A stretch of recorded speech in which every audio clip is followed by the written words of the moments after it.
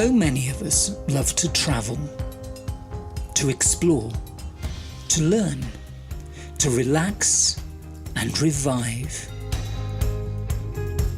As the world reopens, we all have an incredible opportunity to change and reset tourism to be more sustainable. TLC Global looks forward to a new tourism approach using the Harmony Golden Ratio, created with the help of the Harmony Institute to reduce our impact when we travel. It's an approach that values the best things in life, yet is mindful of our footprints. Whether flying or driving, or the places we stay, we can know the true cost of our travel by becoming aware of what we need to put back. When you travel, you can be in harmony with nature and protect local culture and heritage by asking yourself or your destination to measure, reduce, offset your impacts on the climate, biodiversity, the environment, and people.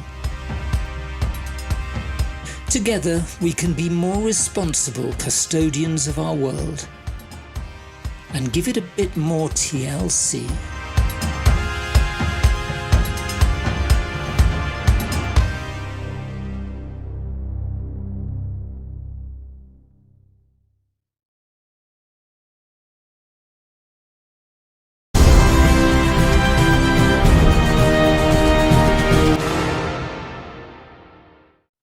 Hello and good afternoon. My name is Jürgen Steinmetz, joining you from breaking news from the Breaking News Show and eTurbo News here in beautiful Honolulu. It's a really bright, sunny day. It's about 82 degrees. It's a little bit on the warm side, and calm winds and really perfect beach weather today. How's everything in College Station, Texas?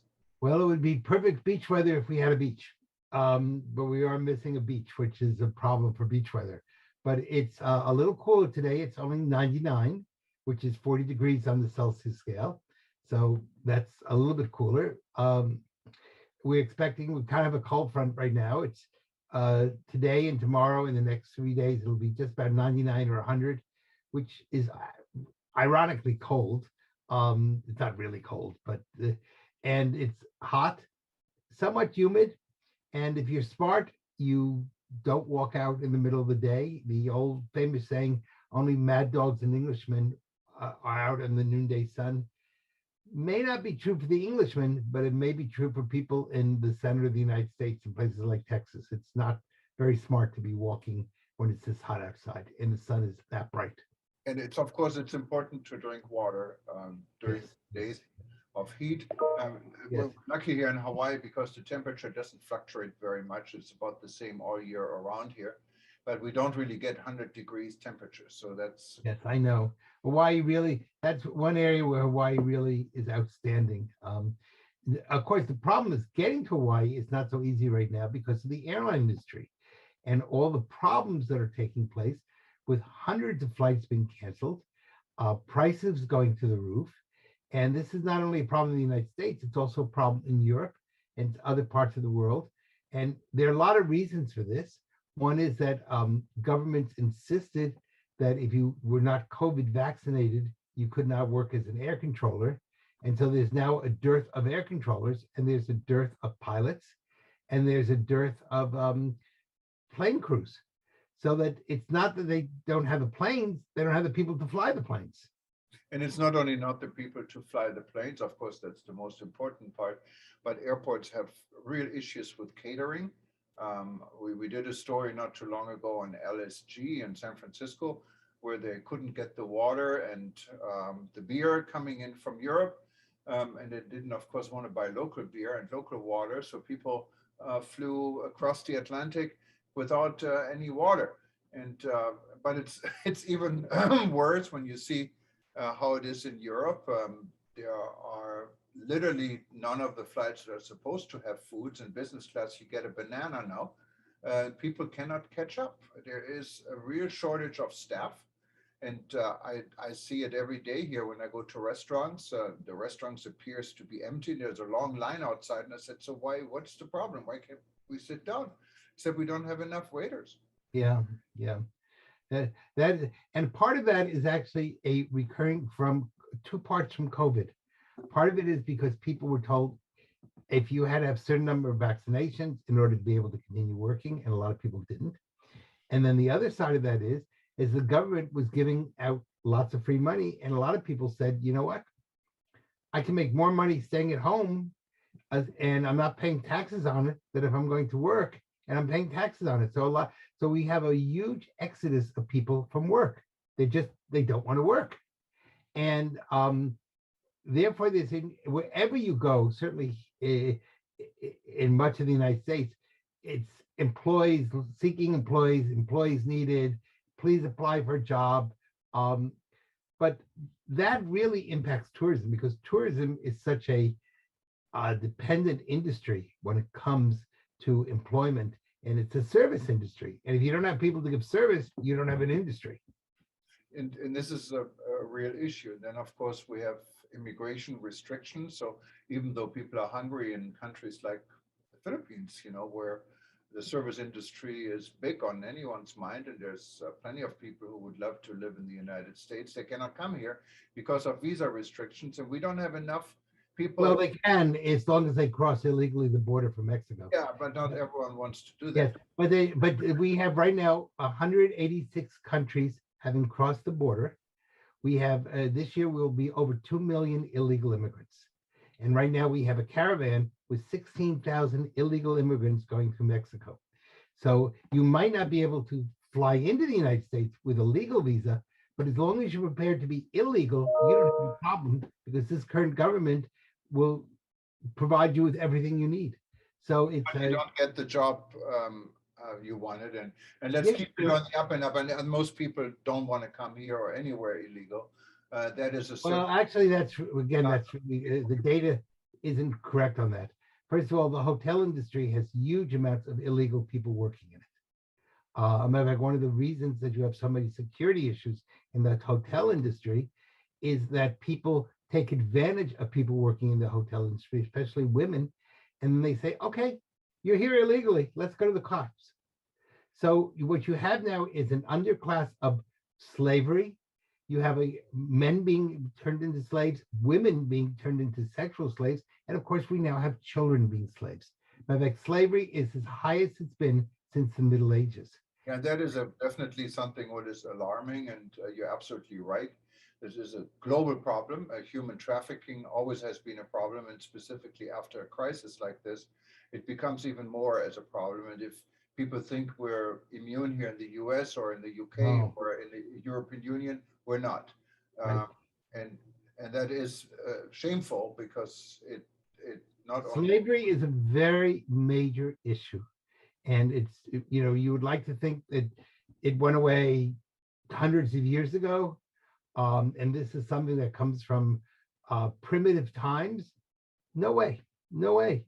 And if you look at the cartels coming across the border in the United States, the normal charge now is $8,000 to $10,000, and they brand the people so that they can go after them. So they can't provide all the money. They go after them once they're in the United States, and they garner their wages.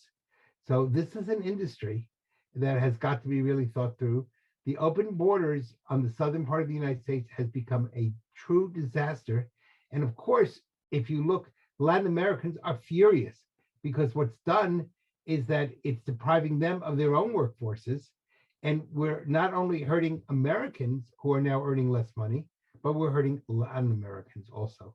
So there's a real issue here that has to be looked through. And the tourism industry is very much involved in this because you have illegals working in restaurants, you have illegal people working in hotels. You don't have them working in airlines, you're correct on that. But on many of the other services, and certainly in the whole prostitution industry, which I hate to point out, which is both male and female, this is a huge industry. The sex industry is a huge industry, unfortunately. And the tourism industry has got to think through how are we aiding in that awful industry. Yeah, and of course, every place in the world is different. If you look in at Europe again, you may not have that many people illegally trying to come into the European Union, but you have the refugees. We don't really work with the refugees. I mean, there's only a fraction of the refugees coming to this country here in the United States, Yes, and they're all going Europe, so they are legal in a way, but they're unexpected. Let's put it this way. So yeah, this they're unexpected. That's true. And people, of course, there's a lot of resentment in Europe about some of the refugees, because some of the Europeans will argue that refugees are getting more money or more benefits than the local citizens. I was in Switzerland, and the Swiss police were telling me that if a refugee wants to work, he or she will lose all of his or her benefits, and they're making up to 3,000 euro a month plus paid vacations, and so they can't get a job because they're going to take a pay cut to work. yes. And it's the same situation in not only in Switzerland, I can tell you. And so the system isn't perfect. Every country has its Oh, it's not share, fair. and I there was thinking I'd like to be a refugee in Europe, and you get free housing. You even they even pay for your television. So I'm thinking, yeah, but I don't want to be bored. I love to work. I love my job. yeah.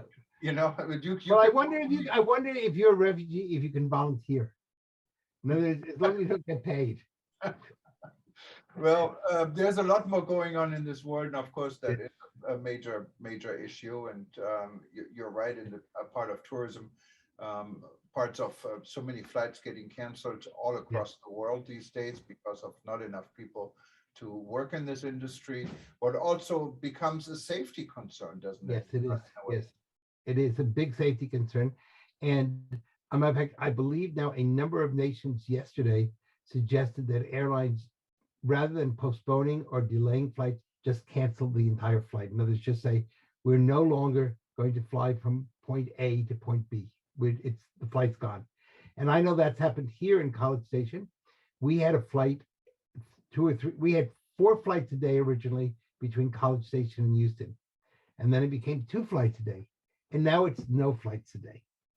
And not only did those people lose their jobs, but where before I could just go to the College Station airport, fly to Houston, and then go on to wherever I wanted to go, I now have to drive to Houston. And when you're coming back from Europe or someplace else, that's very tiring. Very often I have to spend the night in a motel because I don't want to fly. I don't want to drive the 100 miles after I've flown all night. So, And Peter, there are so many, there are exceptions. I'm always amazed when I look at Turkish Airlines, for example. Every day we're getting press releases, Turkish Airlines expanding. It now has by far the largest international network of any carrier. Believe it or not, they added a second airport in Montenegro. Montenegro is the size of probably College Station and a greater College Station, let's put it this way. It's very small. And Turkish Airlines flies nonstop from Istanbul every day into the capital city and into another city, what is like 50 miles away from there. And so there are airlines, they are expanding, they're finding the crew, but I guess that is a national. well, and I think also probably your options in Turkey are much less. Um, and so, and the Turkish government may not be quite as willing to allow you the freedom to not work that some of the Western governments do. So there may be some real social and political reasons. Turkey has some political issues, to say the least, and that may be a reason. It may also be Turkish Airlines. It's really one of the stars of Turkey, just like Qatar Airlines. Qatar as a country doesn't have much, but boy, do they have a great airline. Yeah, And it's the many same people with think- Emirates for Dubai. So they do it in Singapore Airlines for many years for Singapore and Asia. There are a lot of excellent airlines that do excellent business and expanding in business. So the Right. situation we have in the United States and in Europe is different. Maybe we're struggling while others are expanding. I understand China has huge problems in getting enough pilots to fly uh, in China. So they have the same problem or even worse than what we have here. So every country is different, but it looks like really the 3 or 4 major carriers that are known for transit travel. So it's not like people going specifically to Turkey, Qatar or Doha or Dubai or Abu Dhabi. These carriers, Turkish Airlines, Etihad, Emirates, and Qatar Airways, are doing excellent, and they're expanding every day. I think though they're the great exceptions to the rule. Um, and they may all be have government sponsorship. I don't know that, but I would not be shocked if they don't. Um, the American and European airlines and the Latin American airlines are all businesses. They have to show profit. I would guess that the 4 airlines you mentioned may not have to show quite the same profit because they may have government subsidies. Well, but Turkish Airlines, again, I'm not after Turkey, I'm just getting a lot of their press releases, claim they have a record profit. Even now after COVID, when everyone is still hurting, Turkish Airlines is doing fantastic. They had the highest profit ever made. I would want to see also what their tax structure is, and I'd want to see how much they're paying their employees. Yes, And, of course. do they have a union? I mean, one of the problems in Europe and the United States is that most of these people are unionized, Right. and you know, and of course the positive side of this is that they're getting a very much of a living wage and a decent wage. On the negative side, it costs the corporation a lot of money. I wonder, and I don't know that, but I wonder if Turkish Airlines employees have the same benefits that United or American or Delta or Lufthansa or British Air have, or do they have much less benefits? I know that I've been on Lufthansa, and their employees are very much regulated by union regulations. Yes. I had an eye problem a few years ago, and I couldn't lift above my head. And I asked the flight attendant if he would put it in the overhead for me. And this was a big, strong guy. I mean, he wasn't, he had lots of muscles, etc. He could have lifted this with his pinky. And he looked at me and he said, "I'm really sorry, sir, but the union regulations do not allow me to lift anything for a passenger." And I had to have 2 ladies who were next to me. "They will help you, sir." So, and I don't think he was trying to be mean. I think those probably were union regulations. They may not exist on Turkish Airlines. Yeah, and I mean, we're talking about Lufthansa, and Lufthansa is the Lufthansa Group. It's not only Lufthansa, it's Swiss Air, it's Austrian Airlines, and Sabina or Air Brussels, I think it's called now. And also there are 2 other carriers that are part of this Lufthansa group, but they're independent. And the way Lufthansa is getting around the union is when you work for Lufthansa, yes, you're part of the union, you have all these extra restrictions and rights, and you get more money. But then there are other carriers that are flying for Lufthansa, basically, and always used to be part of their itinerary. Now they claim they're independent. They're really not independent, and people who work there are not unionized. They get less money for doing the same job.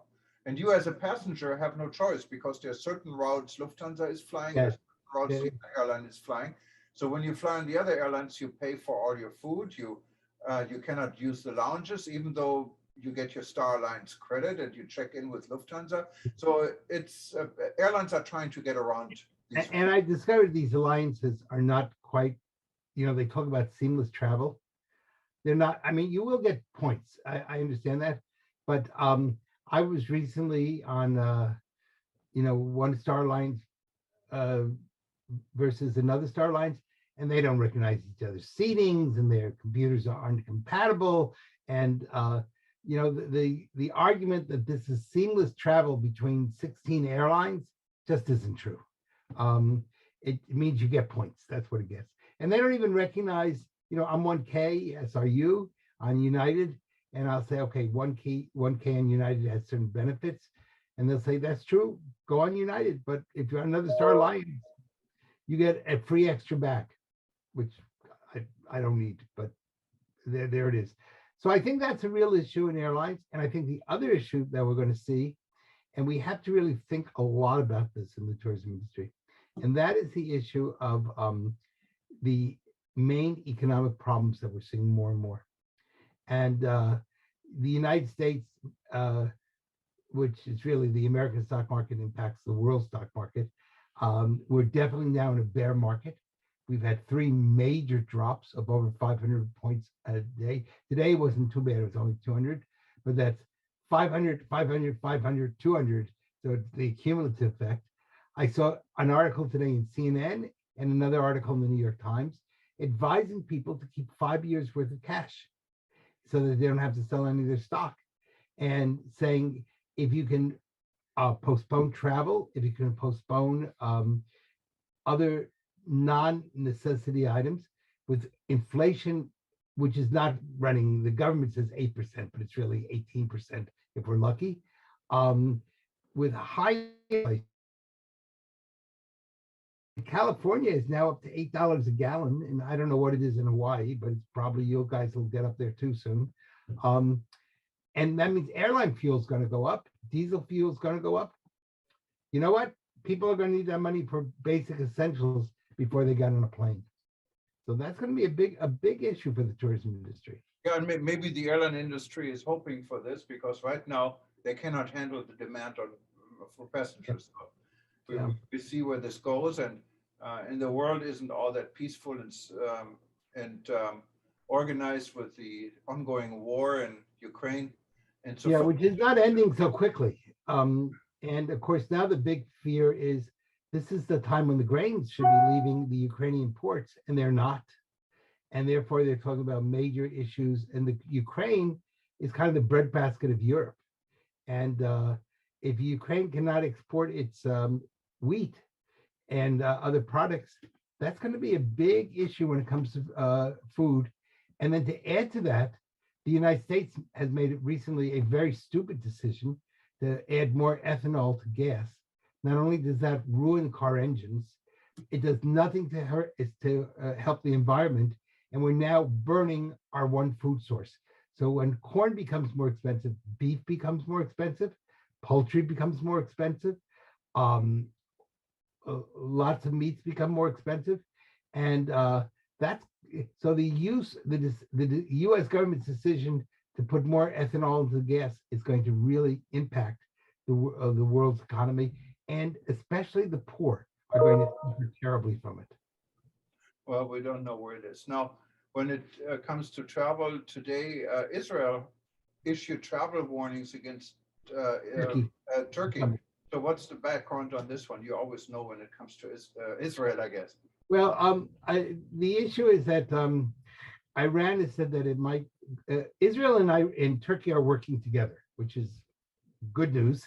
Iran has threatened to kidnap tourists, and Israel has said that there may be some real issues of safety for not only Israeli tourists, but other tourists in Turkey.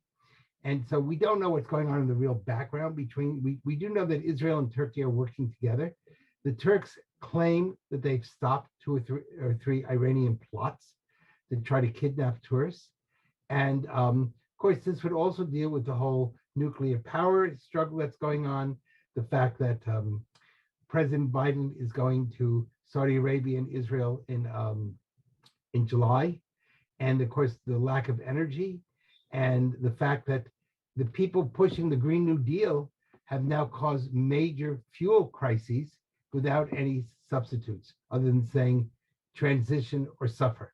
And so governments are really caught in a situation, and some of the rogue countries like North Korea and Iran, this is really to their advantage. And Turkey has woken up to this and now realizes that a lot of the people who are pushing for green energy, etc., are really doing more harm than good because they don't have substitutes. They just talk about it.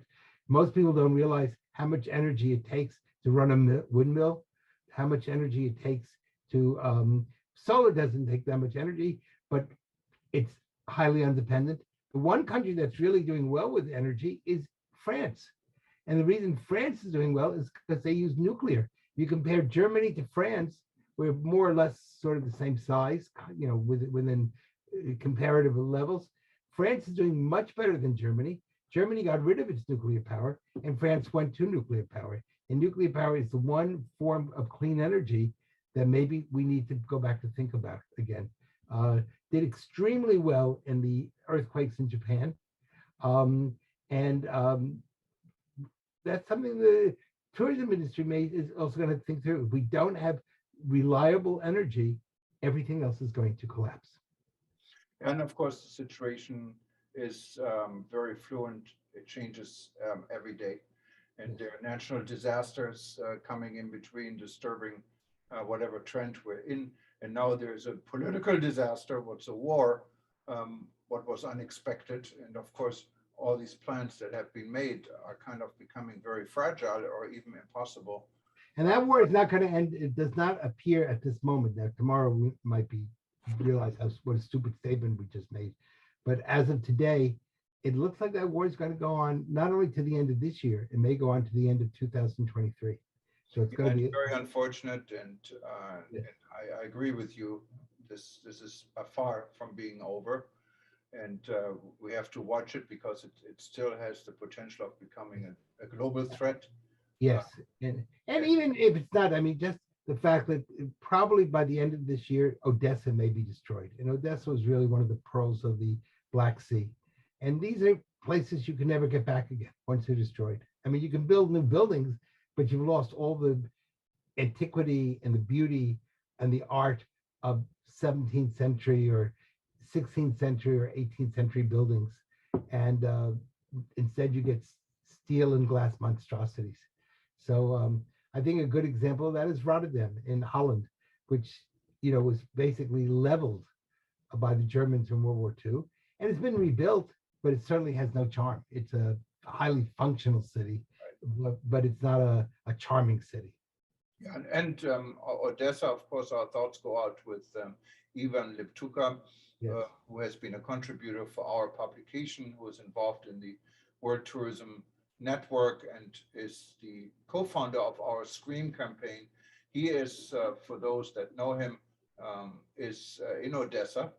Him and his son are defending Odessa, and his wife is cooking for hundreds of soldiers every day. So these people are amazing how they stay in and they don't leave, and they're firm and they believe in defending. But so many have been now dead.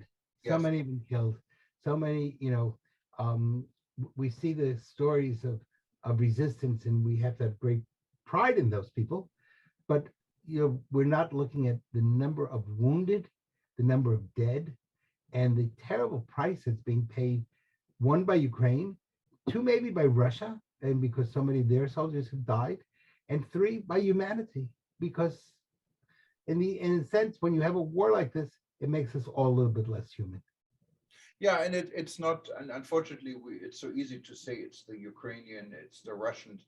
I can tell you, I have friends on both sides of the camp, and I love both of my friends from wherever they are. And it's not the people. And I know that Russians and Ukrainians are still friends. They're still talking. Obviously not the soldiers that are coming in and destroying their thing, but there is so much connection between these two countries. It's such a shame that this is happening. And we just wish them the best, and we hope the situation can be. Of course, a lot of the fighting is now where you don't see the people. You just shoot a missile from far away, or you drop all sorts of bombs, and you have no relationship to the people you're killing. So it's a very, very tragic situation. The world is in a very rough position. Hopefully there will not be a war in Asia, but we don't know. If China is not going to take advantage of this chaos and invade Taiwan, which would add a whole new wrinkle. Yeah, let's not even speculate on this one. We just hope this world, because peace and tourism goes together, as we always believe, and it's an important factor for tourism to function is peace. Yes, and tourism can help. About peace, because when you might want to end over the weekend. I'm going to be in Cancun, in Mexico, working with the government of Cancun and with many of their entrepreneurs. And Cancun is really looking for a rebirth. And one of the things they understand is they will not have good tourism if they don't have good tourism security. So I'm going to be working with Cancun in developing a new center to take care of tourists, a center of good training for the Cancun police, so that they have some idea about tourism security and making sure that when visitors come to Cancun, the only thing they have to worry about is maybe getting a sunburn. And that's on the tourist. But I'm really very proud that Cancun is now looking at ways to assure that when people come there, they're going to be safe. And that's part of the whole rebirth of Mexican tourism. Yeah, and to be honest, I mean, there is really no choice because Cancun is a great destination. I've been there. I've attended the WTTC conference last year, and it's living and it's breathing tourism. And without security, this industry will be dead. And people are going to be out of jobs. Businesses are going to close. So they really don't have a choice. So it's I'm glad. We see an example of that in Mexico, in Acapulco, where Acapulco has basically done nothing for their security, or very little. And other than people from Mexico City who spend long weekends in Acapulco, the city's tourism has died and the economy has collapsed, and you have tremendous poverty. So I think Cancun has learned that important lesson, and is not going to allow the Acapulco factor to impact them in Cancun. And good for Cancun. Well, Peter, I think we covered the world. Yes, we did. So, and I hope this week the stock market will recover. I know you got a lot invested there. Well, we all do, and you know, and the tourism industry is very dependent on the stock market, and it's dependent. And the last thing the world needs is for the United States to go into a recession, because that will hurt everybody.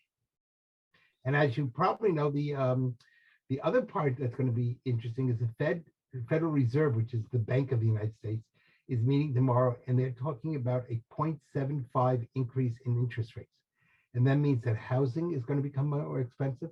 Everything will become more expensive in the United States starting tomorrow. And that's going to fuel inflation. And inflation is a killer for tourism. Right. Well, the news really hasn't been that great. No. The last few years. I mean, the encouraging part is that tourism is coming back. Besides everything, and just we have to just see how resilient tourism can be. And I know a lot of people have been working for resilience, and let's see how successful this is. But Peter, nice having you on this show again. It's your and my show. And so nice having you on the show again also. Yes. And take care and stay cool.